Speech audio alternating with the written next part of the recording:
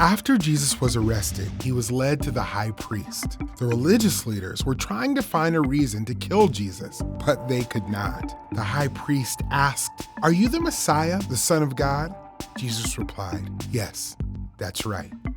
The high priest said, "He has spoken against God. He deserves to die." The religious leaders refused to believe that Jesus was God's son. In the morning, the religious leaders led Jesus to Pilate, the governor. "Are you the king of the Jews?" Pilate asked.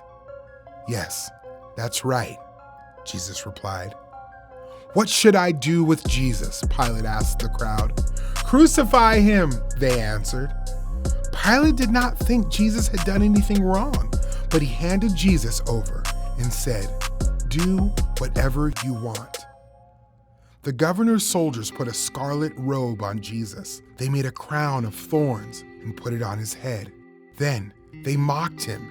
"Here is the King of the Jews." They beat Jesus and led him away to be killed. The soldiers nailed Jesus to a cross. They put a sign above his head that said, "This is Jesus, the King of the Jews." 2 criminals were crucified next to him.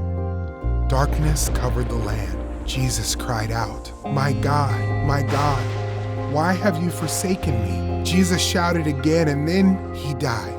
Suddenly, the curtain in the temple sanctuary split in two from top to bottom, and there was an earthquake. One of the men guarding Jesus' body said, "This man really was God's son."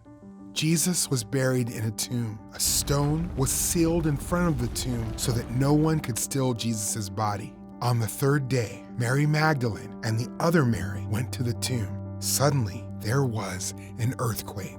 An angel of the Lord rolled back the stone and sat on it. The guards were so afraid that they fainted. The angel spoke to the woman, "Don't be afraid. I know you are looking for Jesus. He is not here. He has risen, just like he said he would." The women left the tomb quickly. They ran to tell the disciples the good news. Just then, Jesus greeted them. The women worshiped him. "Don't be afraid," Jesus told them. "Tell my followers to go to Galilee. They will see me there."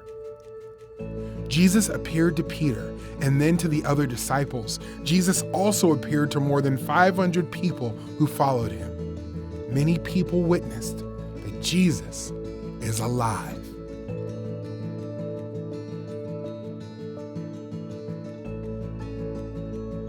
Jesus' death and resurrection is the center of the gospel.